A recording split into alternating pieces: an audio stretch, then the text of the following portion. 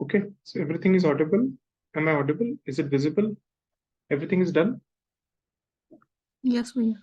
Okay, so we'll start with something called as, I think everything was clear. पीछे भी everything was clear. एक topic मैं भूल गया हूँ कराना, जो मैं करा दूंगा. That is your nth roots of unity. Okay, so nth roots of unity important है क्योंकि आगे दिक्कत आएंगी. But first एक बार एक काम करते हैं. Let us start with functions. क्योंकि actually on physics side, mostly things would be on not would be on numbers, but would be mostly on functions. And for mathematics people, you will have the mix of both. Okay.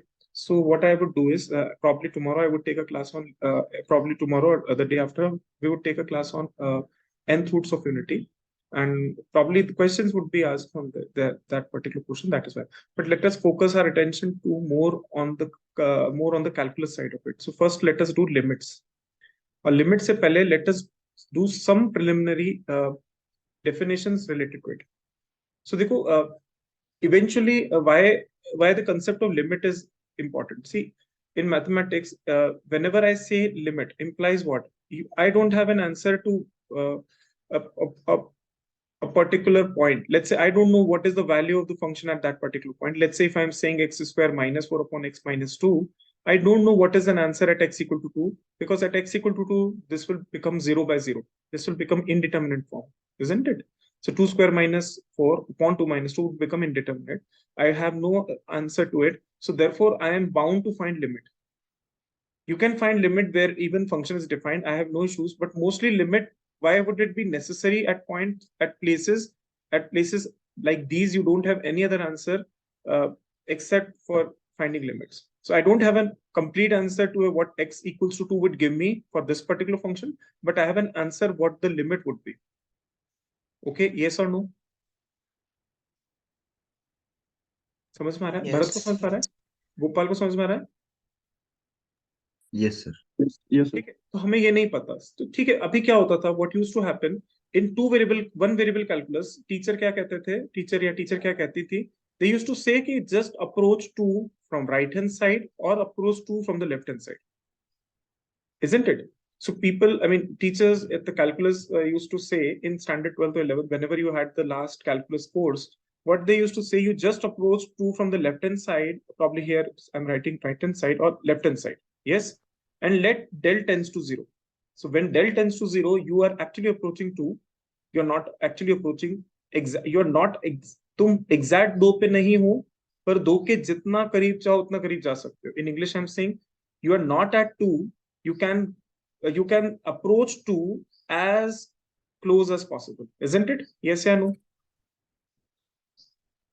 So what you do, you do, let's say 2 plus del ka whole square minus 4 divided by 2 plus del minus 2. So what it will give you? It will give you, I think, it will give you 4 plus, I think, del square, and that will also give you 4 del. So del is very small, so del square I can neglect. And eventually what I'll say, del tends to 0.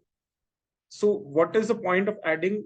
What is the point of adding 4 and 4 plus del to 4? I think I've made a mistake somewhere. Okay. Sorry. This would be del square. This would be 4 del divided by del. Okay.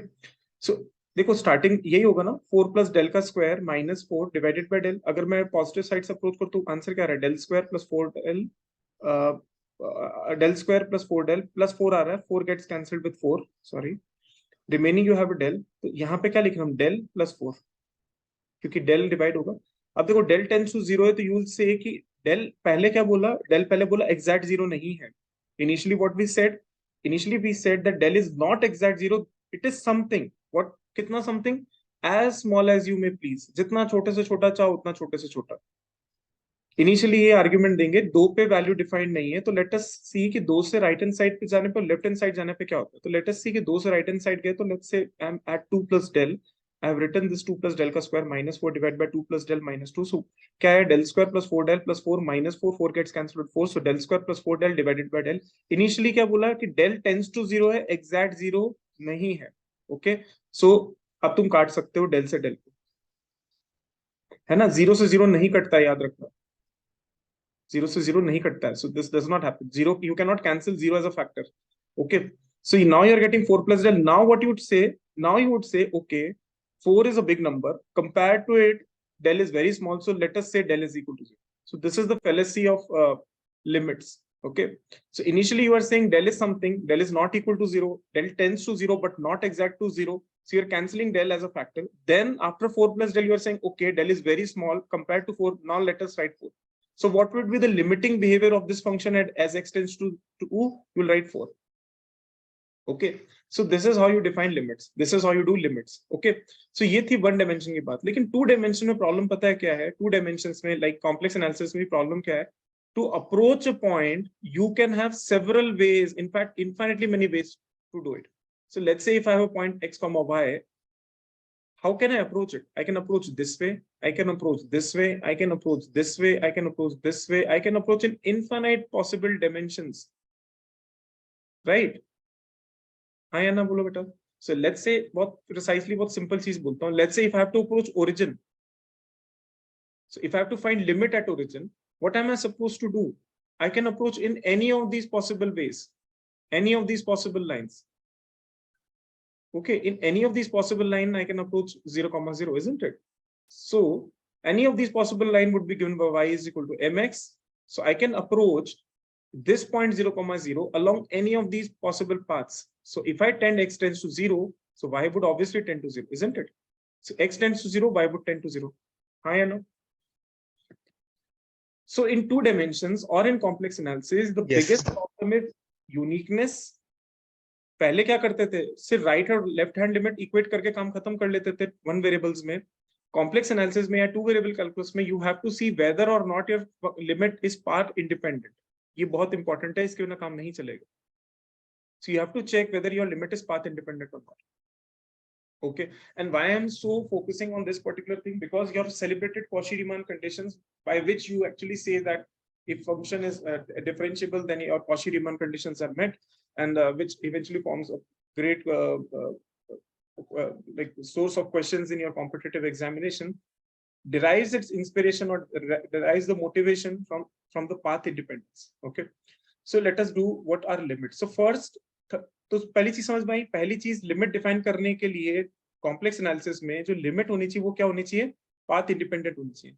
अगर वो path dependent है, then you would say your limit is not unique, and if your limit is not unique, then limit does not exist. ठीक है, हाँ या ना बच्चों? ठीक है. सेकेंडली समझो कंसेप्चुअलाइजेशन ऑफ नेबरहुड यहाँ चेंज हो गया. 2 डायमेंशन के अंदर नेबरहुड आप सिंपली एक सिंगल लाइन नहीं डिफाइन कर सकते, बिकॉज यहाँ था point 2, 0. You could move along this line. Sorry, but in order to approach point x, y, you have several, in fact, I would say infinitely many ways to approach this particular point.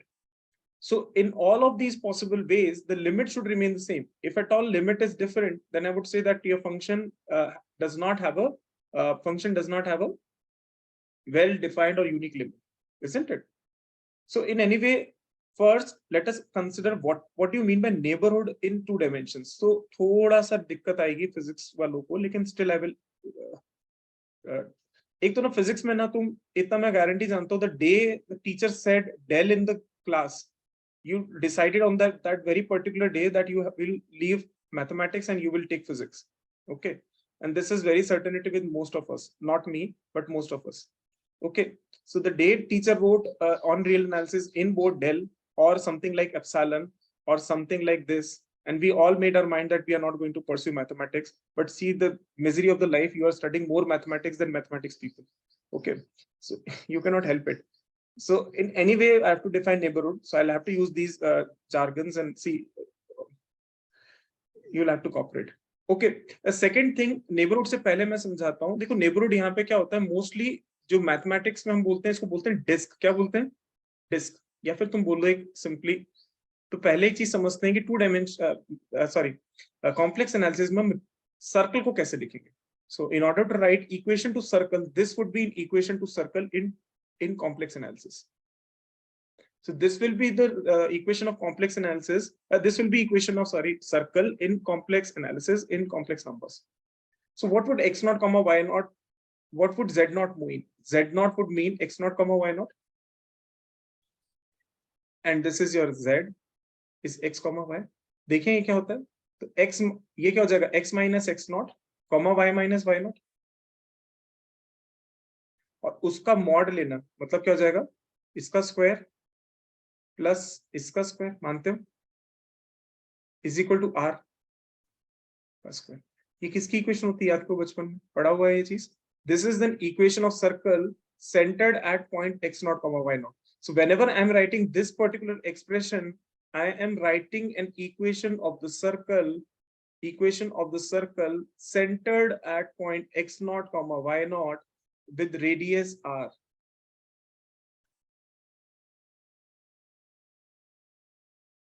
Is there any problem with anyone? कोई दिक्कत है इसमें? So whenever I am No, writing, sir. ठीक है, कोई issues? Okay, No, sir. है ना। अब सर्कल क्यों बना रहा हूं, देखो वन डायमेंशन में तो एक सिंगल लाइन से काम चल रहा था, टू डायमेंशन में क्या करें, what to do. So in order to define the neighbourhood here you have to make a disc around the point 0,0. You can as well make a rectangle also. I have no issues about that. But whatever certain standard notation we have taken, we have understood this is a notation that is disk would represent an open disk in general. Now, open does not mean open. Here, open is again a topological term that I don't want to delve into right now. But in any case, understand this particular kind of thing is called as disk. So disk is nothing but it is a circle. It is a circle. Okay? यहाँ तक समझ में आई बात? जी किसी sir. को नहीं आई तो बोल दो प्लीज। ये मैं इसलिए बोल रहा हूँ क्योंकि आगे तक यही चलता रहेगा एंड देन किसी को समझ में आना सबको बंद हो जाएगा। किसी को अभी 1 मिनट भी नहीं समझ में आया तो पूछ सकते हो, आई हैव नो इश्यूज। इसको ध्यान से समझो क्योंकि this is something I am going to use throughout. Neighbourhood is, देखो एक चीज याद रखो, एनालिसिस जहां तक है, एनालिसिस जब तक रहेगा, फिजिक्स हो चाहे मैथ्स हो, neighbourhood is a constant thing that I am going to write on the board. Neighborhood tendency, neighborhood tendency, neighborhood tendency, limit, neighborhood tendency. These are the words I cannot escape. ठीक है। अच्छा एक और चीज समझो, there are two words, one is called as open, another word is called as closed. Now these two are topological terms. I don't want to delve deeper into it, but let us develop some sort of understanding which makes us do things very in a nicer way. So open, I would always mean I am not including these boundary points. ऐसा समझो भी के लिए. If I am not including these boundary points, I would mean an open set. तो opens याद रखो, every open interval is an open set. Every open interval is an open set. ठीक है? Every closed interval is a closed set. अभी के लिए इतना ही समझो, because इसके आगे फिर बहुत दिक्कत आएगी मुझे, because I would need interior points and limit points to define it completely, and that I don't want to do right now. Okay, so right now इतना समझो, every open interval is an open set. Open interval में क्या करते थे, open छोड़ते थे दोनों ends. Closed interval में दोनों end क्या करते थे, close करते थे, याद करो, ऐसा समझो. So if I write disk का interior, अगर मैं interior of disk define करूं, इंटीरियर ऑफ डिस्क डिफाइन करूं, डिस्क क्या था याद करो, z minus z naught का mod equals to r. This is your disk. Disk is simply your circle. So if I have to define a disk, disk would be equals interior of disk. Interior disk क्या हो जाएगा, mod z minus z naught less than r. So this will be the interior of the disk. ठीक है? इस तरीके से अगर मैं डिस्क को डिफाइन कर रहा हूं, where I'm not using the boundary, अगर मैं equal to नहीं यूज कर रहा हूं, equal to यूज करने पे क्या आएंगे, बाउंड्री सारे पॉइंट्स आ जाएंगे. If I'm not using these boundary points and writing z minus z naught का mod less than r, I am referring to it as an open disk. कोई दिक्कत? And if I'm writing z minus z naught का mod less than or equal to r, in this I'm including these boundary points. This is your closed disk. Any issues with this? किसी को दिक्कत?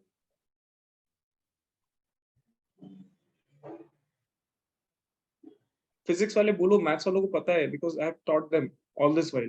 अभी पिछला 1 साल I have taught them, like for 3 months they were being taught with me. They were with me for multivariate calculus, so they will never find a problem with this.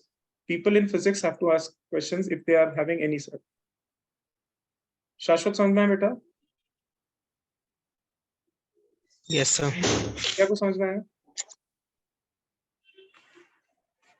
और क्या गायब हो गई? हाँ भैया। भीमसेन समझ में आया बेटा? हाँ हाँ भैया। नहीं भीमसेन, गदाधारी भीम. Yes, sir. अरे वाह, बहुत ही बढ़िया. इस आदमी का एक्सप्रेशन हमेशा फुल ही रहता है. ठीक है. So in any case always understand कि इनसाइड ऑफ डिस्क बोल रहा हूं तो z minus z naught का mod less than r लिखूंगा. अगर मैं इंक्लूड कर लूं ये सारे पॉइंट्स तो मैं बोलूंगा क्लोज डिस्क. इतना समझ में आ गया?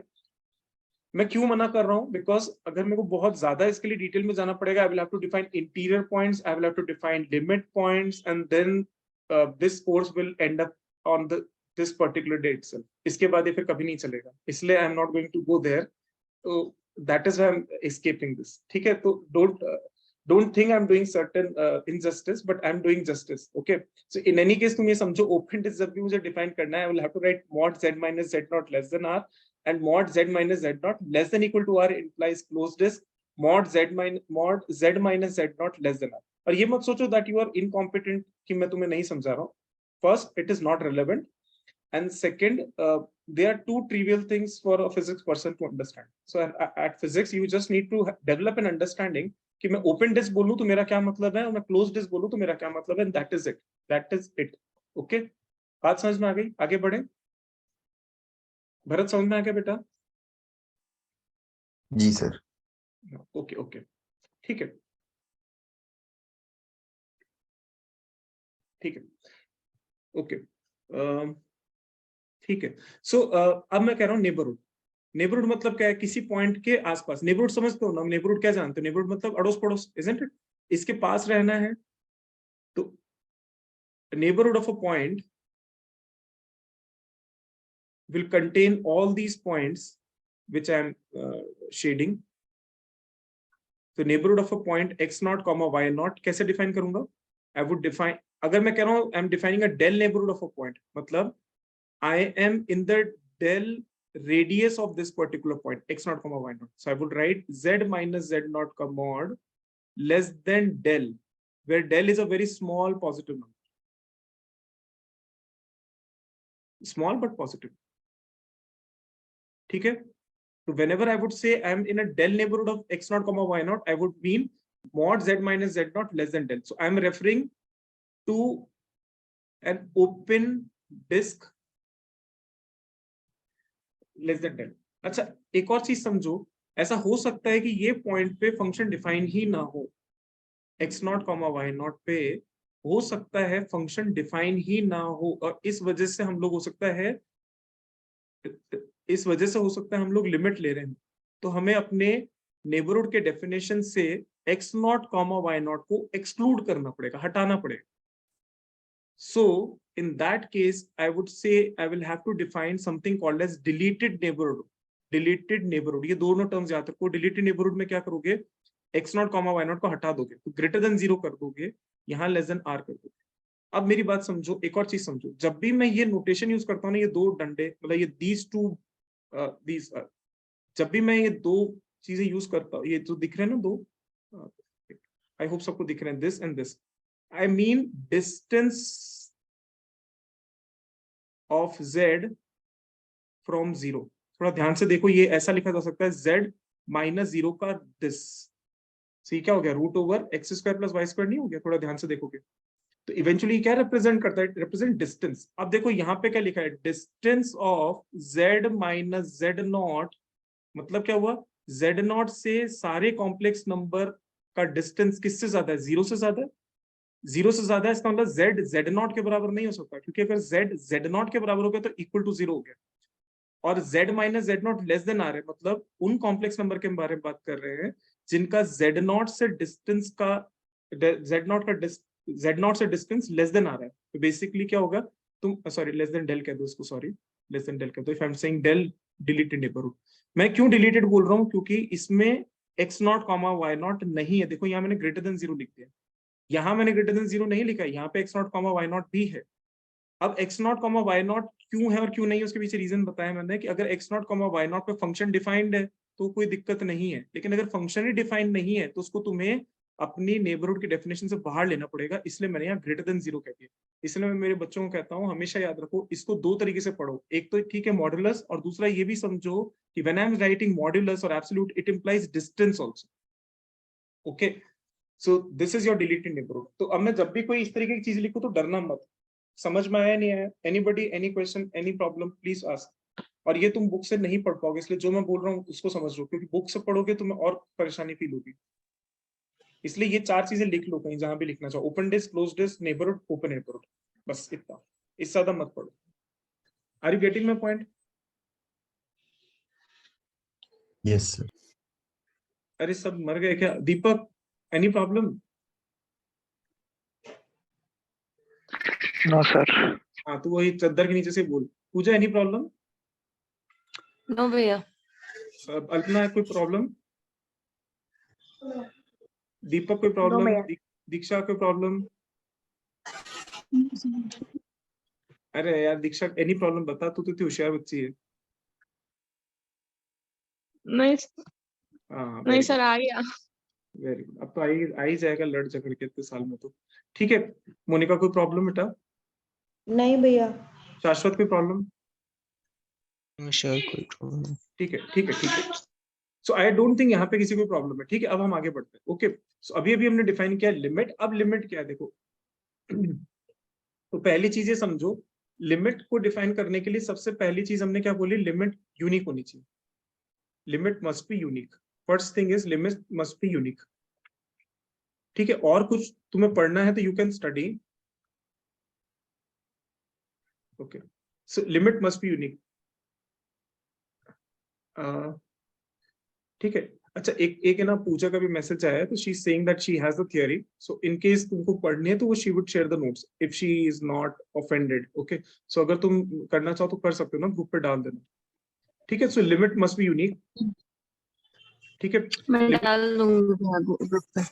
Okay okay okay, so limit must be unique. और अगर लिमिट यूनिक है तो कोई इशू नहीं है। तो लेट्स, मैं इसलिए ना, अच्छा अगर तुम्हें नोट्स मिल जाएंगे तो कोई इशू है ही नहीं ना, किसी को भी कहाँ दिक्कत है।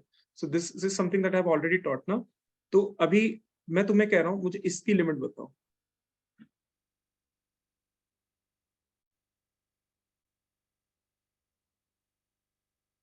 ठीक है, क्वेश्चन मैं कर रहा हूँ, चिंता मत करो अभी। z tends to 0, z tends to 0 समझते हो? मतलब मैं यहाँ पर कहीं पर, I am talking of origin. Point number 1, इस पर्टिकुलर एक्सप्रेशन को कैसे लिख सकता हूँ? Can I not write it as x minus iota y? हाँ या ना? And can I not write it x square? Can I not write it as x square plus y square? हाँ या ना बेटा, बोलो। ठीक है, यस भैया। in order to approach x comma 0 I can do it any of these, I can do it in any of these possible ways, isn't it? I can do it in any of these possible ways. Any of these possible ways I can approach 0 comma 0. So if I have to approach 0 comma 0, I can do it in any of these possible way, in any of these possible manners. So I can go with y equal to mx, and x tends to 0, obviously y would tend to 0. देखो ना, अगर x tends to 0 होगा तो y tends to 0 नहीं होगा. And if x tends to 0, y tends to 0, it necessarily implies that I'm approaching origin, isn't it? So approaching origin condition is satisfied if I take these paths, right or wrong?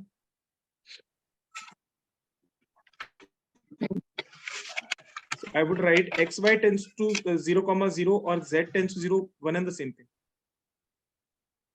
Okay, so x minus iota y, what you can do? You can simply write it as x minus iota mx upon x square plus m square x square. हाँ या ना?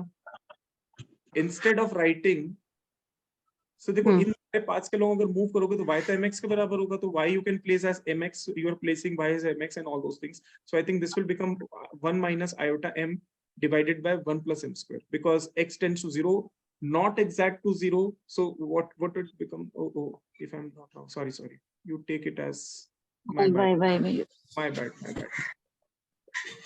Sorry. So you take this question as this way. ठीक है, तो x से x cancel हो जाएगा.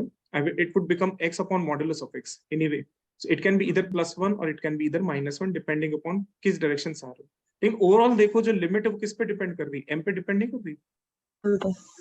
तो m पे अगर लिमिट डिपेंड कर रही है, मतलब किस पे डिपेंड कर रही है? पाथ पे.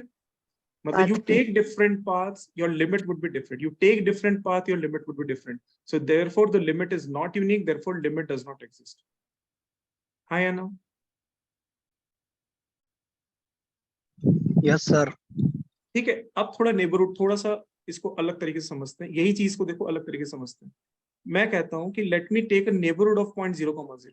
सो let me take a point 0,0 और इसकी नेबरहुड कंसिडर कर लिए. लेट अस से कि ये नेबरहुड है डेल नेबरहुड. कोई दिक्कत? और थोड़ा सा मैं एक चीज यूज करूंगा, डरना मत उससे. देखो, कोई भी पॉइंट इस सर्कल पे अगर लाया करता है तो उसको मैं कह सकता हूँ डेल ई की पावर आयोटा थीटा. हाँ, अगर नहीं समझ में आ रहा तो मैं बता रहा हूँ कैसे। देखो इस सर्कल पे लाई करने वाले सारे पॉइंट्स को इस तरीके से रिप्रेजेंट किया जा सकता है। तो थीटा चेंज होता रहेगा। अच्छा मैं समझाता हूँ, इस पे लिखो z is equal to del e की पावर आयोटा थीटा। कोई दिक्कत? मतलब इस पे लाई करने वाले सारे कॉम्प्लेक्स नंबर z को मैं लिख रहा हूँ डेल ई की पावर आयोटा थीटा। करो एक बार मॉड z करो, तो मॉड z किस बराबर आएगा? डेल का मॉड, और डेल पॉजिटिव है तो मॉड लेने की जरूरत नहीं, फिर भी लिख दिया मैंने। और ई की पावर आयोटा थीटा का मॉड, ई की पावर आयोटा थीटा का मॉड कितना होगा? Root over sine square theta plus cos square theta. E की पावर आयोटा थीटा सबको पता है? नहीं पता तो मैं लिख देता हूँ cos theta plus iota sine theta. ठीक है, तो ई की पावर आयोटा थीटा का मॉड भी 1 होता है। ठीक है, डोंट वरी अबाउट इट। तो ये हो जाएगा 1। What does it imply? It implies mod z equal to del. Mod z equal to del का मतलब क्या? It implies circle of radius del.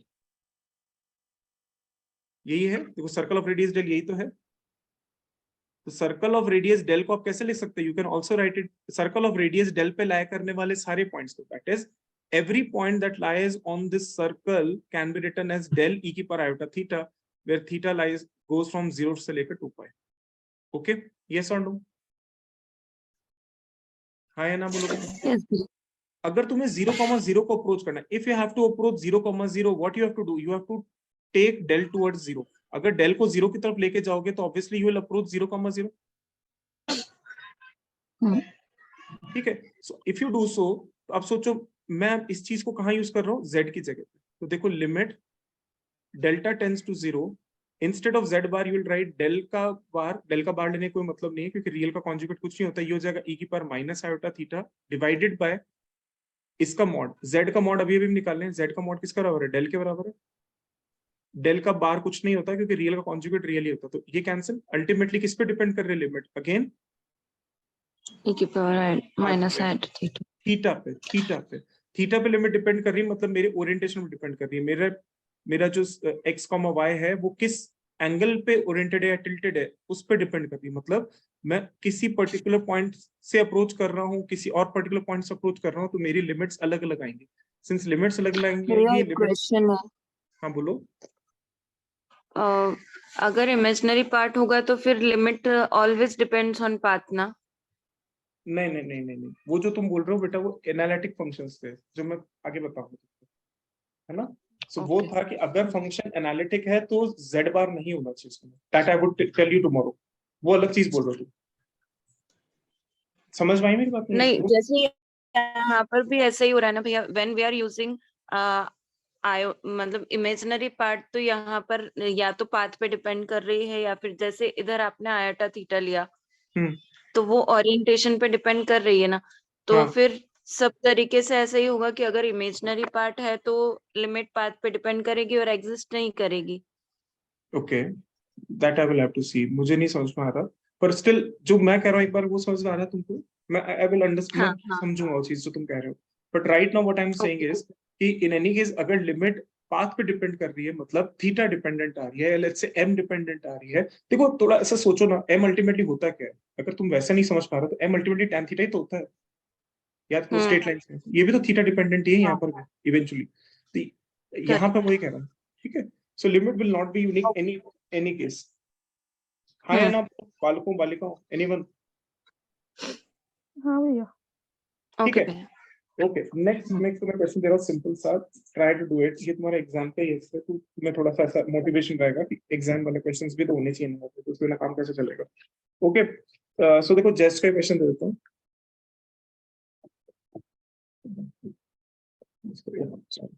Bye bye. Okay, so question from exam. ठीक है, so देखो ये सिंपल सा question है। This question has been asked from JEST, has been asked in जेस्ट।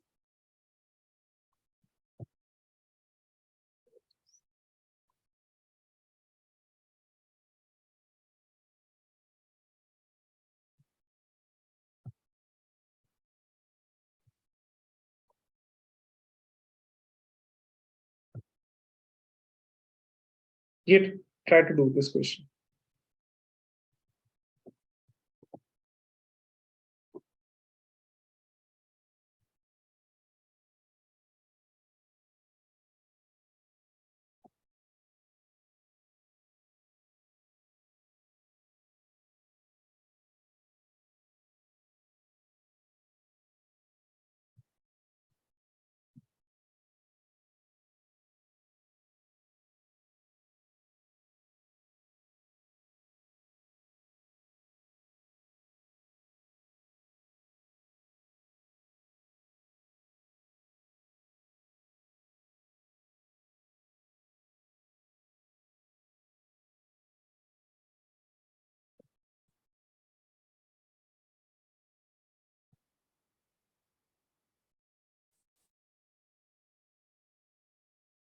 कोई आंसर आया किसी का?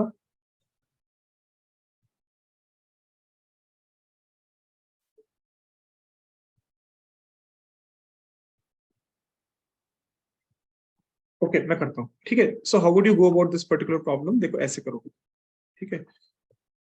सो देखो z स्क्वायर अल्टीमेटली मैंने अभी भी बताया कि x square minus y square comma 2xy होता है। सर 1 आएगा क्या? देखते बेटा ना, सो z टेंस टू 0 मतलब xy tends to 0,0। Real part of z square कितना हो जाएगा? x square minus y square. Imaginary part of z square क्या हो जाएगा? 2xy divided by x square minus y square plus 2 iota xy, ठीक है। ये तो अभी भी निकाला, x स्क्वायर z स्क्वायर क्या होगा? x square plus y square plus 2 iota xy। और real part of z square क्या है? ये रहा। Imaginary part of z square क्या है? ये रहा। यहाँ आयोटा मतलब लगा देना, इमेजिनरी पार्ट पूछ रहा है मतलब जो एसोसिएटेड टर्म है विद एक आयोटा, उसको लिखना है, ठीक है। अब ठीक है, आपको ओरिजिन अप्रोच करना है। You can again approach in several of these possible ways. You can go there anyway, so you can approach any of these possible lines y equal to mx as x tends to 0, y tends to 0, as simple as that. So what you will get 1 minus m square plus 2m upon 1 minus of m square plus 2 iota m। मानते हो? हाँ या ना? Again किस पे depend कर रही है लिमिट? m डिपेंडेंट लिमिट नहीं होगी, पार्ट डिपेंडेंट लिमिट होगी, therefore limit does not exist। हाँ या ना? ठीक है, ठीक है। अगर कोई फंक्शन कंटिन्यूअस कब कहलाता है? देखो सिंपल, फंक्शन कंटिन्यूअस कब कहलाता है? When your limit z tends to z not fz is equal to fz not, पहली चीज। और यही आखिरी चीज, ठीक है। A function is said to be continuous at point z equal to z not. A function fz is said to be continuous at point z equal to z naught if limiting value of fz happens to be function की value at z। Observation number 1 with regards to continuity is function must be defined at z naught। ठीक है, मैं इसलिए ऐसा बोल रहा हूँ क्योंकि मैं मेरे बच्चों को भी कहता हूँ, तुम्हें भी कह रहा हूँ, कंटिन्यूटी का हमेशा याद रखो। फंक्शन जैसे 1/x है, तुम्हें आंख बंद, तुमसे मैम पूछती थी फंक्शन कंटिन्यूअस कहाँ नहीं है, तुम बिना सोचे समझे सीधा जवाब देते हो x इक्वल टू 0, है ना? यहाँ है ना? बोलो एवरीवन। सोचो 1/x तुमने कभी जिंदगी में सोचा भी है कि कंटिन्यूअस क्यों नहीं होता? तुम्हारे दिमाग में ये कभी नहीं आया होगा, मैं 100% जानता हूँ बात, ठीक है। तुम आंख बंद करके जवाब देते हो x इक्वल टू 0। पता है क्यों देते हो? बिकॉज कंटिन्यूअस फंक्शन वहां नहीं हो सकता जब फंक्शन डिफाइंड ही नहीं होता। तो x इक्वल टू 0 पर डिफाइंड नहीं है, तुम्हारा बचपन से एक रिस्पॉन्स बना हुआ है, तुम सीधे बोलोगे x इक्वल टू 0। जबकि यस वो आंसर है नो डाउट, पर ये भी तो सोचो x टेंड्स टू 0 पे कहां जा रहा है? इन्फिनिटी।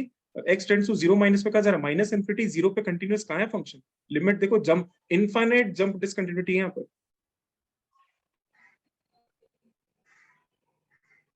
ठीक है। तो हमेशा याद रखो कंटिन्यूटी के लिए फंक्शन का डिफाइंड होना कंपल्सन है, ठीक है। सो फंक्शन जिस पॉइंट पे भी डिफाइंड है, उस पॉइंट पे अगर फंक्शन की लिमिट उस फंक्शन की वैल्यू के बराबर आ जाए, that is limit z tends to z not fz, if it is equal to fz naught, then function is continuous at z equal to z naught। Always remember continuity is a local property, so you will be asked continuity about a point, and if at all in entire set function is continuous at each of these points, if function is continuous at each of these points in a set S, I would say that function is continuous over set S। Okay, so in any case you have to make a point कि अगर function continuous दे रखा है, then what does it imply? Limit z tends to z naught, fz should be equal to fz naught in particular। हाँ या ना? Are you getting my point? सब एकदम शांत क्यों गए यार? Everybody is getting my point? Yes। पूजा को समझ में आया, Yes, समझ में आया, दीक्षा को हाँ समझ में आया, भैया। भरत को आया, यस सर। भीमसेन को समझ में आया, यस सर। गोपाल को समझ में आया, यस सर। दीक्षा, मोहित और कादम्बनी ने तो आज ज्वाइन किया है तो मैं नहीं बोल पाऊंगा, लेकिन कल से तो Yes, बोलेंगे। sir। प्रज्ञा, यस धन्यवाद धन्यवाद। हाँ शाश्वत भैया, समझ में आया थोड़ा बेटा? सा कंफ्यूजन। जी कंफ्यूजन है सर। तो बोल ना, क्या है कंफ्यूजन? ये लास्ट वाला जो कंटिन्यूटी वाला बताया उसको एक ठीक बार है, वापस बोल देता हूँ। तो देखो अगर फंक्शन कंटिन्यूअस है किसी पॉइंट z नॉट पे, if function is continuous at point z not, if function is continuous at point z not, first condition is that function should be defined that at that particular point. मतलब function का definition होना compulsion है, ऐसा नहीं हो सकता function defined ही ना हो। Second, limit of the function at that point must be equal to the value of function at that point. Also ये लिमिट जो होनी चाहिए वो पाथ इंडिपेंडेंट होनी चाहिए. पता चला पाथ इंडिपेंडेंट ही लिमिट नहीं है, खत्म काम. So it should be path independent. So path independent unique limit of function at z equal to z naught should correspond to the value of function at z equal to z naught. ठीक है, एक question से समझते हैं इसी चीज को. ठीक है, are you getting my point? सबको समझ में आ रही है मेरी बात? और एक कोई बुक अपने साथ रखो, कोई सी भी एक बुक, लेट्स से कोई सी भी, लेट्स से एच के दास हो व्हाटएवर, मतलब कोई एक किताब अपने पास रखो so that you can do some amount of practice. ठीक है, okay. So let us do one question. Give me the answer to this question. Let the function fz be defined as imaginary part of z divided by modulus of z whenever z is not equal to 0, and whenever z is equal to 0, then it is equal to 0. Is f continuous at 0? मैं करा रहा हूं, चिंता मत करो. Is f continuous at 0? So देखो कैसे करोगे. सबसे पहले लिमिट निकालने. Let us first find limit z tends to 0, imaginary part of z divided by modulus of z. And z क्या होगा बेटा? Z will be equals to x comma y, वही x plus iota y. बोल कहाँ रहे हैं 0 पे, इसका मतलब कहाँ किसको अप्रोच करना है? ओरिजिन को. So what does it imply? It implies y, imaginary part of z क्या है? y divided by x square plus y square का रूट ओवर. मानते हो हाँ या ना? So if at all I have to approach 0, 0, I can do in any of these possible ways, that is y equal to mx.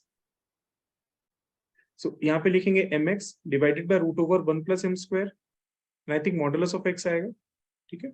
So eventually x tends to 0 पे ये +1 हो सकता है, -1 हो सकता है, but overall limit is dependent upon m. क्या ये f 0 के बराबर आएगी कभी भी? Except for x equal to 0 ये कभी भी नहीं आएगी. Except for x equal to 0, it will never be equals to f0. हाँ या ना? Yes, sir. ठीक है. इसका मतलब ये हुआ कि अगर x equal to 0 होता, मतलब अगर तुम y एक्सिस के लॉन्ग अप्रोच करते तब तो ठीक था, लेकिन कोई दूसरे एक्सिस के लॉन्ग अप्रोच करोगे तो हमेशा डिपेंडेंट, अगर x नॉन जीरो आया तो हमेशा लिमिट किस पे डिपेंड कर जाएगी? m पे. अगर तुम x equal to 0 ले रहे हो, मतलब अगर तुम y एक्सिस के लॉन्ग अप्रोच करते तो लिमिट भी 0 होती है और फंक्शन की वैल्यू भी 0 आ रही, कोई दिक्कत नहीं. फंक्शन की वैल्यू देखो 0 दे रखी है ना, 0. लेकिन अगर तुम x नॉट इक्वल टू 0 कोई और पाथ लेते तो हमेशा लिमिट किस पे डिपेंड करती? Path. Since limit itself is path dependent, continuity गई भाड़ में, कोई जरूरत नहीं इसको चेक करने, क्योंकि कंटिन्यूटी तब है तब लिमिट एग्जिस्ट करे. If limit itself is not existing, game over, सोचने की जरूरत नहीं. Okay, so I'm leaving you with one homework question. Try to do this. Find me whether this thing, real part of z square divided by mod z ka whole square, z not equal to 0, and if z is equal to 0, it is equal to 0. Is it continuous at z equal to 0? This is your homework question. Is it continuous at z equal to 0? So I hope समझ में आया होगा. Please leave me any doubt if possible. बाकी हम कल we'll start with analytic functions. Okay. So is this function a continuous function at z equal to 0? This remains to be your homework. Okay. So I hope हम कल मिलेंगे. Till then, take care. Does not. Okay. Okay. Thank you, sir. Okay. Good.